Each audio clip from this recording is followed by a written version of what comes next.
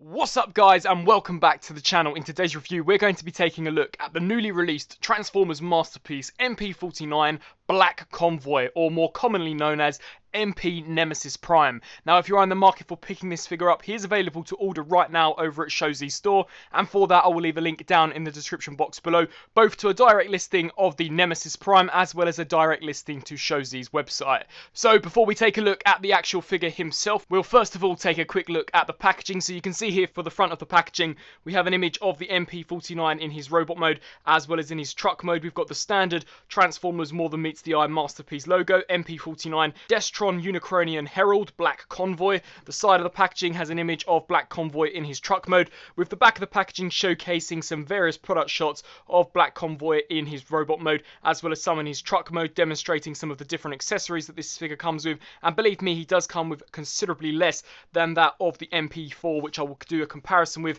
in this review. And then the other side of the packaging just has an up close image of the robot mode. So before we take a look at the actual figure himself, we'll first of all take a look at the collector's card. So you can see here some really nice artwork of the Nemesis Prime in robot mode as well as truck mode. And then as you flip to the underside, we do have some product shots of robot mode and vehicle mode, as well as some of the statistics and a brief bio.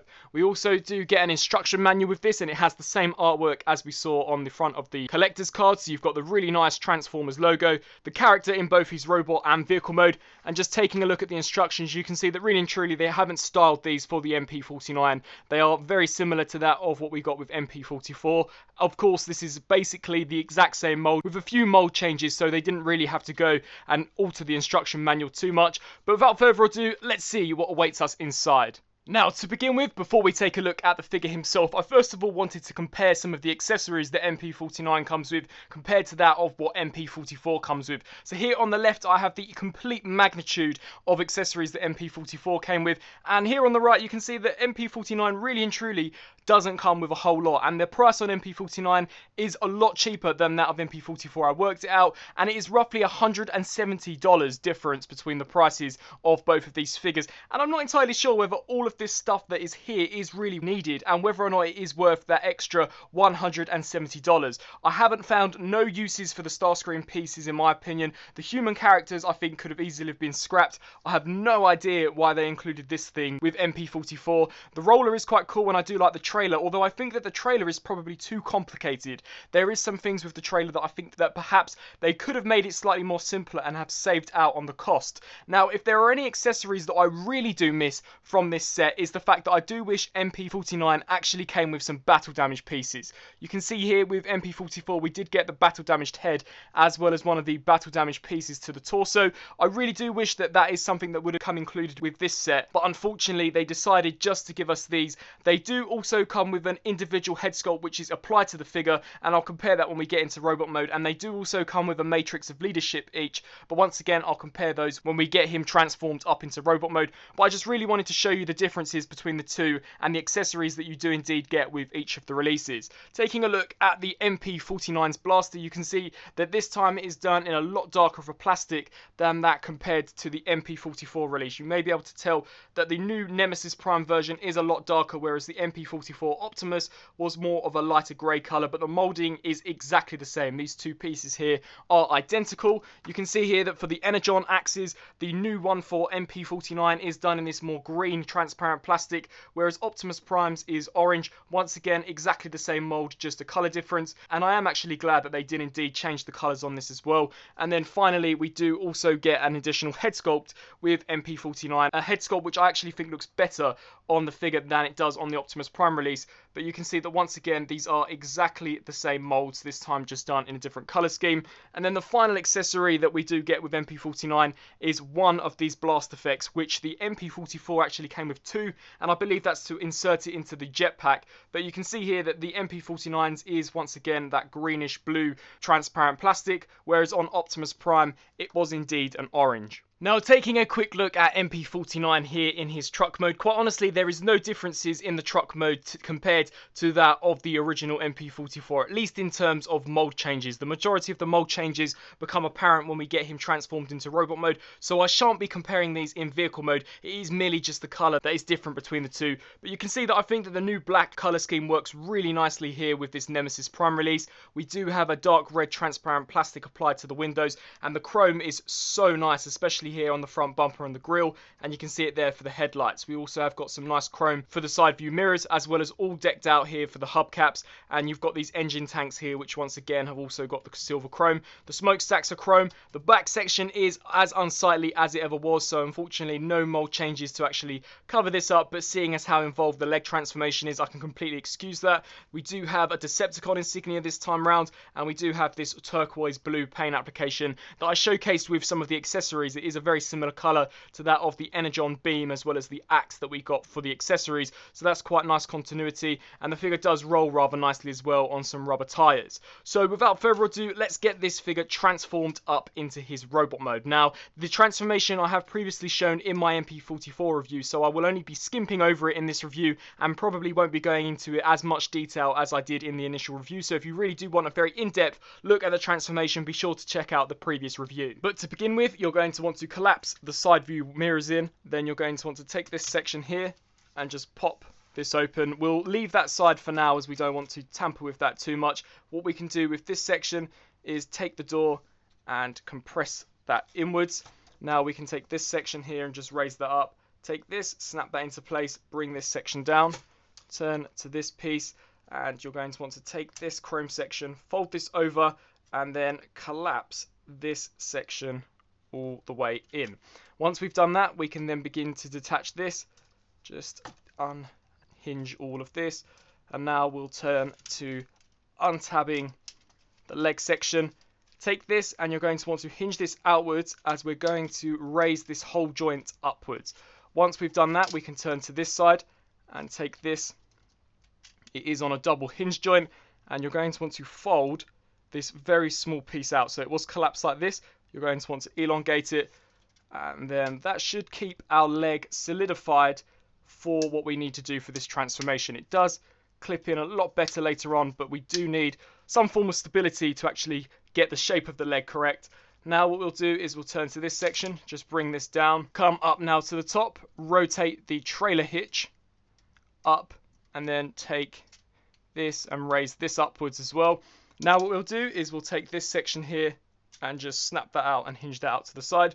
Take this piece here, rotate this and fold this backwards. Now with this whole section, this is where things become rather convoluted, and it's definitely the area that you have to pay most attention to. So what I like to do here is take this and rotate this all the way around, ensuring that this piece here is pulled out so that we can bring that all around. Now I like to take this, angle this section back, and then rotate this section up. And now with this piece, you're going to want to hinge this down, collapse all of this in, and then just come to these legs, bring this section down, snap that into place. I find that this likes to resist every so often, but just ensure that these pieces here are tabbed together, and then just give the leg a nice tab together on both sides.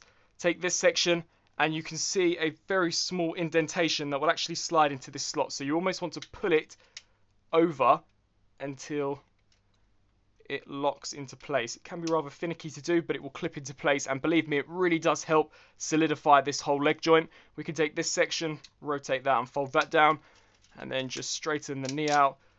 That is one complete leg for our MP Nemesis Prime. So I'll transform the opposite leg, and then we'll begin working on the upper torso. With both legs now fully transformed and turning to the upper torso, something that is worth noticing with this figure is that due to the majority of this figure being moulded in plastic rather than painted plastic, completely the opposite to what we saw with MP-44, the transformation is fairly easier as you don't have to worry about paint chipping. All of this is just sculpted in plastic, as so is the thighs, and there are some drawbacks and some positives to that, which I'll go into more once we get him into robot mode. but I thought that that would just be something to mention, is that there is really and truly minimal paint applied to the lower region of the figure. It's just these sections here that have paint apps. The entire thighs, as well as all of this, is just sculpted in plastic. But turning our attention now to the top of the figure, I like to bring these sections up, and then I like to take this here and just angle this section back. Now what we can do is take these arms and just pull those out and angle those off to the side for now. What we can do here is take these wheels and we're going to slide both of these down. With that done, we can take this and you're going to want to apply pressure to these two windows as you're going to pull all of this back. Once that's done, we can begin disengaging all of this. So you're going to want to unlock this section, come to this section and just ratchet all of this down, fold down the hip skirts on both sides, and then collapse this section down also. Once that's done, what we can do here is take these and you want to pull this section down, and you can see that those slots do indeed house those tabs. So once that's pulled down, that does give you clearance to begin maneuvering all of this around, which is actually really nice. Take these sections here and lift these panels up ever so slightly. Just raise those up on those joints and pull these front windscreen pieces open. We can then take these sections, and if I just unhook all of this, what you'll do here is fold the tires in, and then with this you'll rotate this around and you'll collapse this in. So just to showcase this on this side, fold this in, rotate this around and collapse this section in, and these are eventually going to fill out this section. Take this matrix chamber, shift this forwards and then collapse this piece down. Now we'll come to this section, and then this is probably the most convoluted part of the transformation. You're going to want to take this back section here and just pull this all the way to the back and open up this flap. That will then allow you to take this whole piece here and shift this all the way to the back, just moving the arms out of the way for clearance. All of this should shift to the back and it will expose Nemesis Prime's head sculpt. With that now done, we can angle this down, and what you'll do here is you'll now lift these pieces back up so that we can rotate the front windscreen around on both sides, and then these pieces will stay where they are. You're then going to want to push this matrix chamber into this section, so just ensuring that you clamp all of this into place. Just snap that in, come to this side and snap that in. I definitely would be cautious of the paint apps on here, as of course you don't want them to chip, so just take your time with the transformation. And then with these, you're going to want to slide all of this in and just shoot the matrix chamber in. Take this section here and just collapse that down and it will fill in this piece. Take the doors and align those up appropriately. Turning it around now to this back piece, what we'll do here is we'll take these pieces and fold these out, and then take this section here and just collapse that down, and repeat the same process here for the opposite side. Take this section, this chrome section, collapse that down in upon itself, and really and truly now it's just a matter of locking all of this backpack in. So snapping all of these joints into place, ensuring that everything is nice and aligned. You can see that this piece here will actually shoot into the back of the neck. So if I just lift this up, this will snap into there, and then that will sit over the top. With this, you can see a tab there that this here will slide into. So snap that into place, and then just aligning him up and raising the camera up ever so slightly. We'll now very quickly turn to the transformation of the arm. So just extend this section, take the smokestack and fold it back ever so slightly, rotate this around, collapse this piece up, take this whole section here, bring this all the way around, and it should tab into this. Come to this piece, fold out this flap, rotate the wrist around and snap that into place.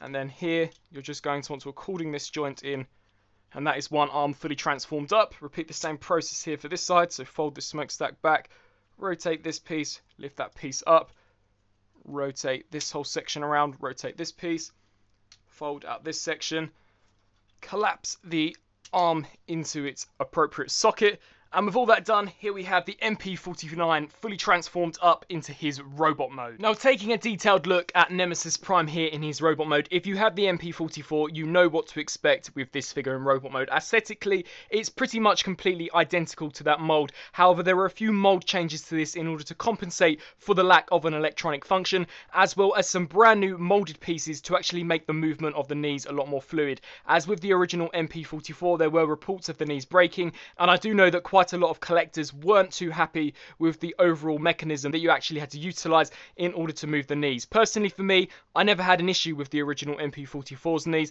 There was a certain knack to it, however, it wasn't something that got in the way, but I can say that this does make it slightly more enjoyable, as you don't have to worry about bending one joint before bending a second joint. Something which I will do before we carry on with the review is actually replace the head sculpt. Now, this is the mandatory head sculpt that we do get on the figure fresh out of the packaging, and you can see that it is the exact same one that once again we got with MP-44, however this time decoed slightly differently.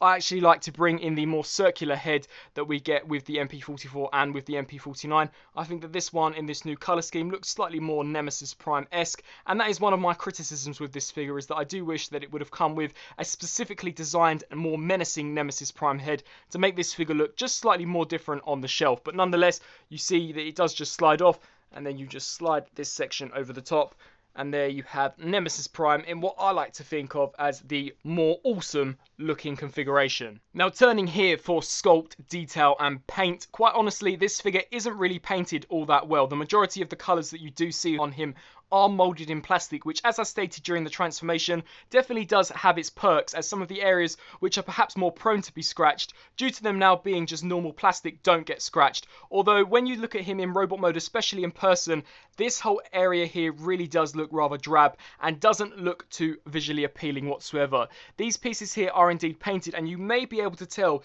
by the reflection of my light, so they do indeed reflect with the light, whereas the grey plastic, it really does just give off this toy vibe, and I do in some instances wish that they would have utilised the paint that they used here on the whole lower region. I'm not entirely sure whether they didn't paint this area due to budgetary constraints, although this is a masterpiece, so really and truly Takara could have charged anything they wanted for this, or whether it was due to the simple fact that they thought that this area, much like it did on MP-44, is prone to be scratched, and they probably thought that they could achieve a very similar look just using coloured plastic. But nonetheless, you can see some of the nice sculpted in detailing, and some of this is a different shade of plastic as well, so it does break up the sculpt. We do once again have the Decepticon insignias. These front windows here are painted. You can see that this here is all painted, all this black area, and that's because underneath it I do believe that it is translucent plastic, so that is something to note. You can see that these headlights here are indeed painted as well. These pieces here are plastic. They are just separate pieces which have been glued in. You can even see the swirl of the plastic there, so don't believe that these are painted. Similarly to what we've seen with some of the rest of the sculpt, these are indeed just coloured plastic. We have a really nice chrome grille here, and just taking a look at the figure from a side perspective, we still unfortunately do have the backpack, which is something that I will get onto in just a second. And you can see for the shins, these areas are painted in silver, as well as the tips of the toes. So for sculpt and aesthetic, I think that it's probably the best masterpiece Optimus Prime we have ever gotten, similarly to that of MP-44. But here with the new colour scheme, I think that it really does create for a completely different display option. And when I actually do bring MP-44 in for a comparison, you will see how much difference paint applications can make to a figure. In terms of articulation, the head is on a ball joint, so we get a magnificent degree of range of motion looking up as down. We can utilise this joint to make him look even more down. We can tilt the head side to side, as well as also rotate it left to right. The arms are on ratchet joints, so can ratchet the full 360. They can also hinge out to the sides at 2 joints, here and then here. You can see this one here hinges, and then you can also utilize this one. We do get a butterfly joint due to transformation, so you can indeed hinge the arms forwards and backwards. We do get a full 360 rotation here at the top of the bicep, as well as a well over 90-degree bend of motion here out of a single hinge. We get the full 360 rotation there at the wrists. The wrists can also pivot forwards and backwards, and the fingers can be articulated. So these three are joined together and have got their own individual hinge joint there. And then this one finger has got 2 joints on its own. And then finally the thumb can also hinge at one point. If you transform this figure correctly, we don't get much in terms of waist rotation. So you can see it can barely move left to right, and he has no ab crunch. However, if you disengage this joint, you can get a fantastic degree of motion.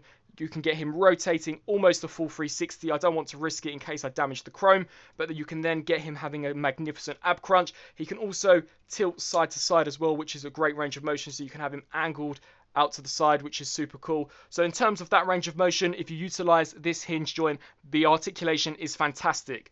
Articulation here for the legs, you can ratchet this all the way forwards, and due to the spring-loaded mechanism, the skirt will automatically lift up and will automatically drop down. We can also hinge this out to the side, and once again the skirt will move out. However, this one is just on a hinge joint, so will have to be placed back down.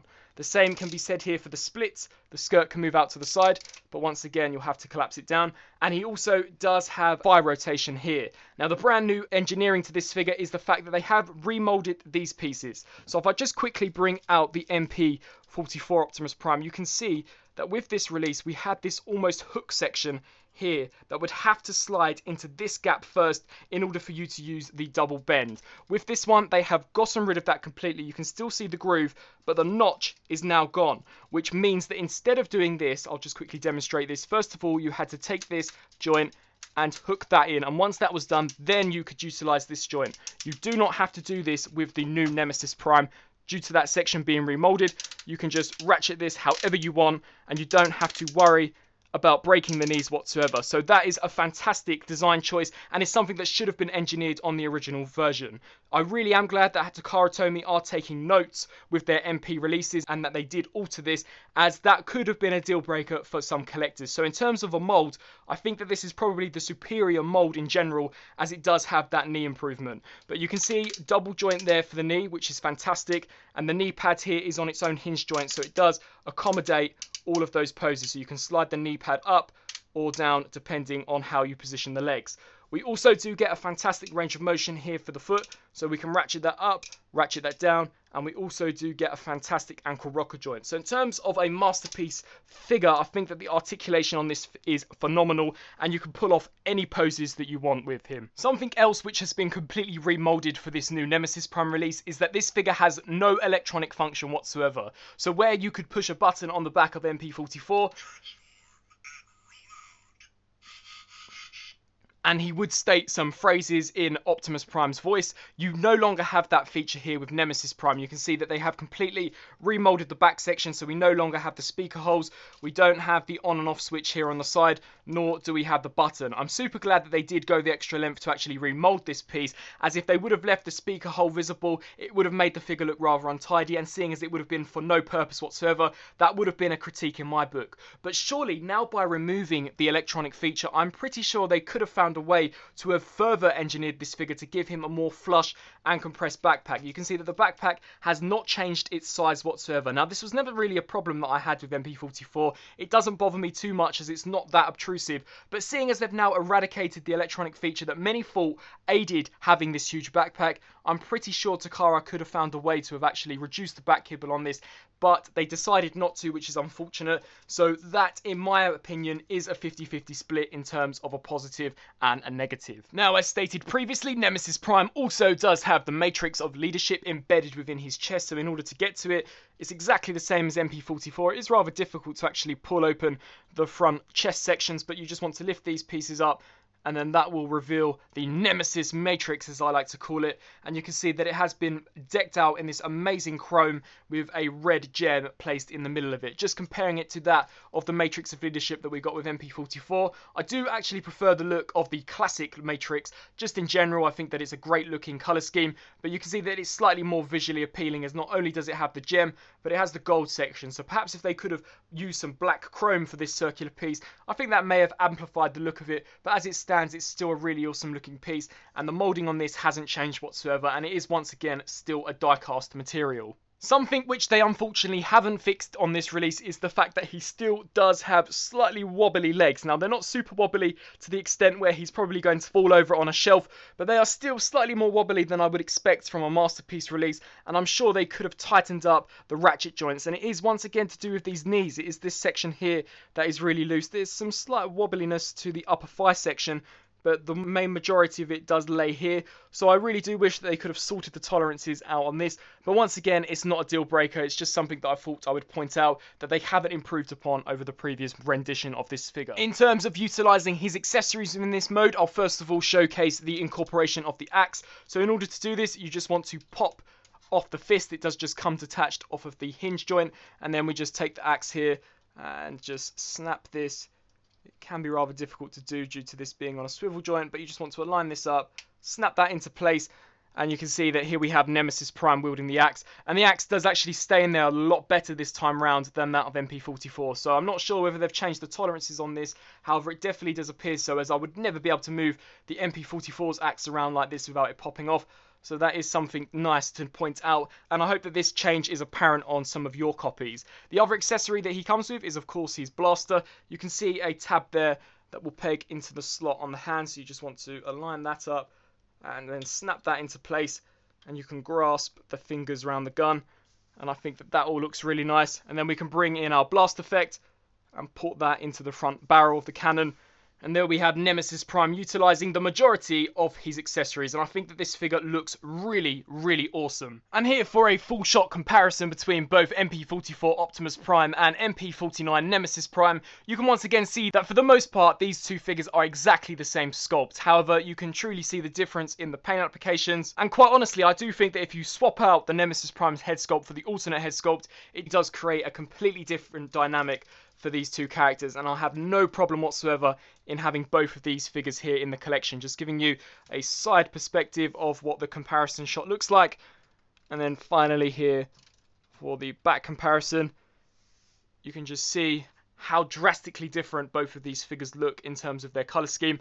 And as stated, I have no issues with having two of the same mould, and I think that the Nemesis Prime is actually going to be a really popular figure, just as he's considerably cheaper than that of MP-44, so I think that he'll be able to appeal to a much larger audience. And now that he does have the fix with the knee joints, I do think that a lot of collectors are going to be purchasing the superior mould. So that was my comparison and review of the newly released Transformers masterpiece MP-49 Black Convoy, aka Nemesis Prime. If you haven't guessed already from this review, I am just as blown away with this newest release from Takara Tomy, just as I was with the first release of the MP-44. I think that there is no doubt that this is probably the best transformable Optimus Prime ever. I think that if you are an Optimus Prime collector, this is going to be one of the holy grails in your collection, and it destroys the previous MP-10 in my opinion. With some of the new mold changes to the knees, it makes this the superior mold when comparing it to that of the MP-44. Now, as stated, I had no issue with the knees on my MP-44. They definitely could be a hassle in some instances, but overall they weren't an issue for me,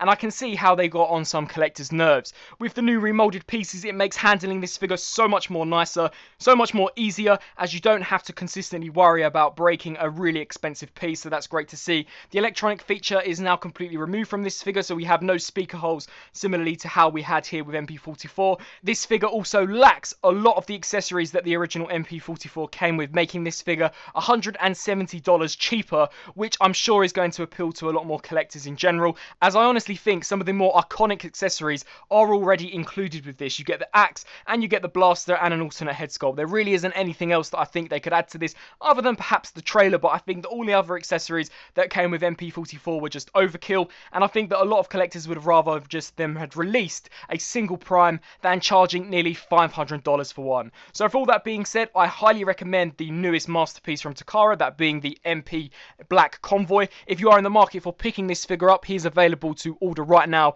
over at Shozi Store, and for that I will leave a link down in the description box below. I really do hope that you enjoyed my comparison and review of this figure. If you did, please do also let me know down in the comments, and be sure to let me know whether or not you'll be adding this figure to your collection. I thank you all for watching this review, and until my next review, I'll see you then. Thanks for watching.